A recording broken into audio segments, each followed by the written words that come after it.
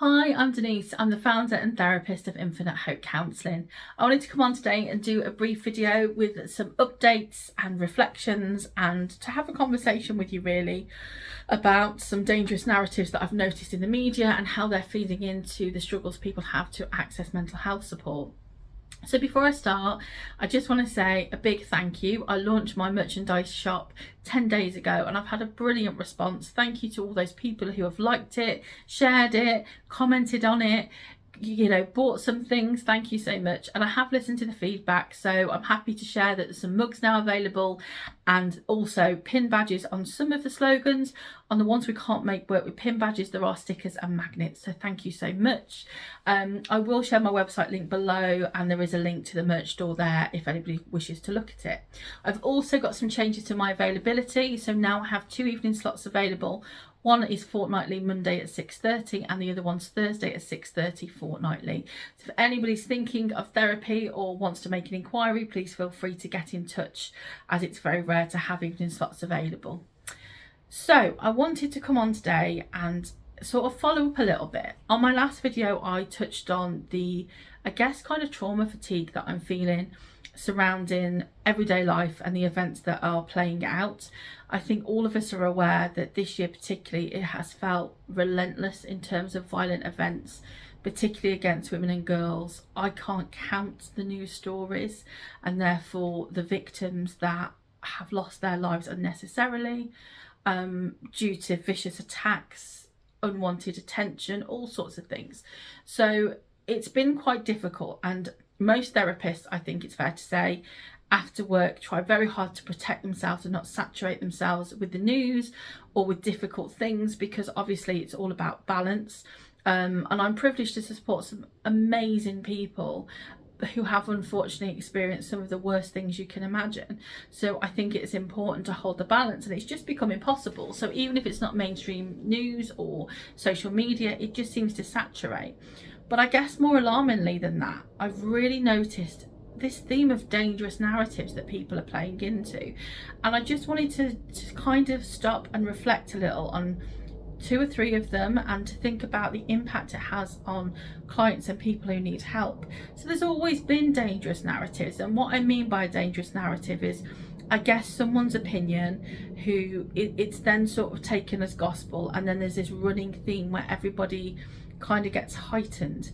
I think we saw a lot of it in COVID, where people were scared and anxious and there was division because not everybody thought the same way, and rather than allow space for everyone's opinion, it became a very hot topic that you almost couldn't bring up at some points because people didn't think it was real. Some people have had difficult experiences, some people have lost people, and I'm not even going to get started on the jabs, but that's a really good example of how dangerous narratives run. We're seeing a lot of it with the American election at the moment as well, and it is really dangerous because people are believing that these narratives created by Joe Public, you, me, or someone else who perhaps aren't the best informed on these subjects are gospel. And a tragic, horrendous consequence we've seen of this recently is the riots.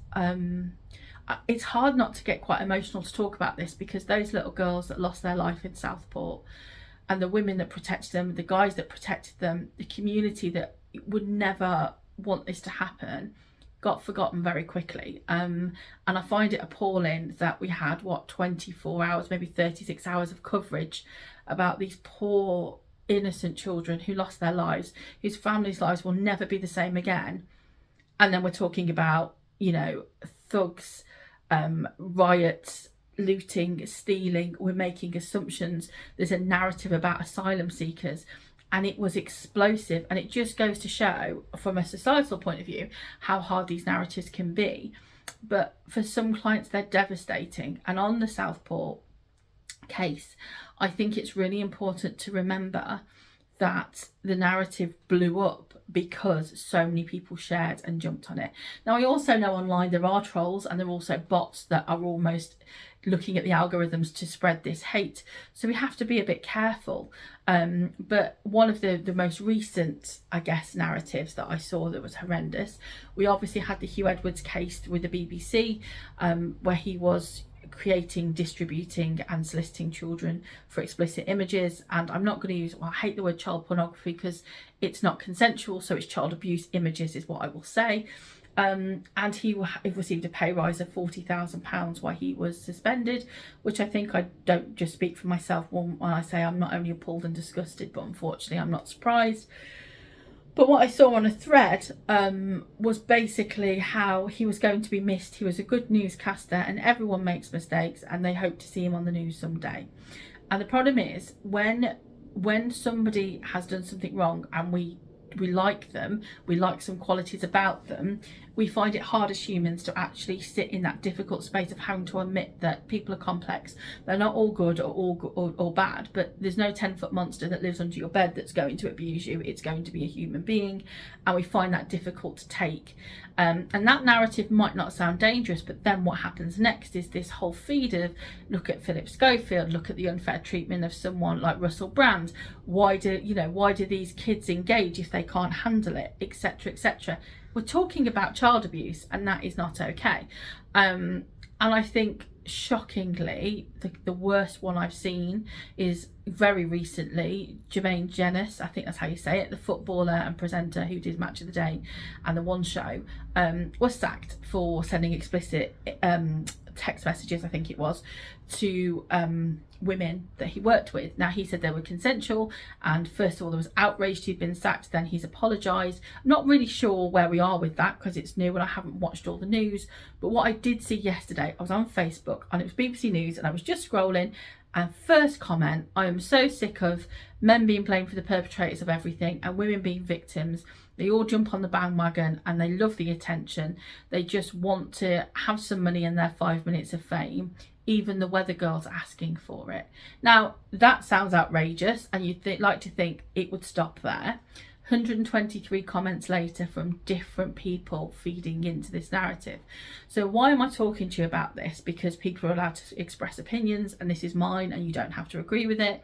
I'm talking to you about this because these are the very narratives that keep people who have survived the most horrific trauma, who are struggling, away from, accessing help. When you've been abused or experienced any form of trauma, it's very difficult to sit with the realisation that you need help and support, that you've survived this terrible offence. We naturally make excuses for the situations that have happened. We also take blame where we shouldn't, and we try to minimise to survive the events. So to come to a place where you recognise you need help and support is often where you've hit rock bottom. Everybody's tried to tell you around you need support and you can't access it. And the shame is off the scale.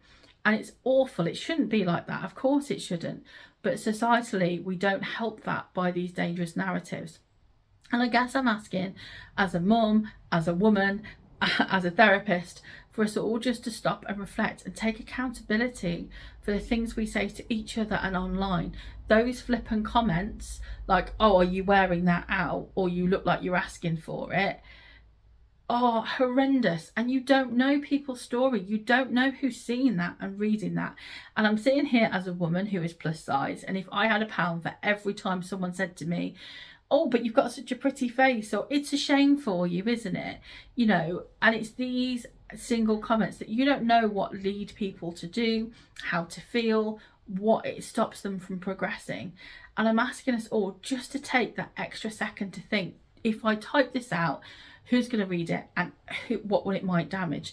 Also, those coffee conversations at work or the water cooler moments.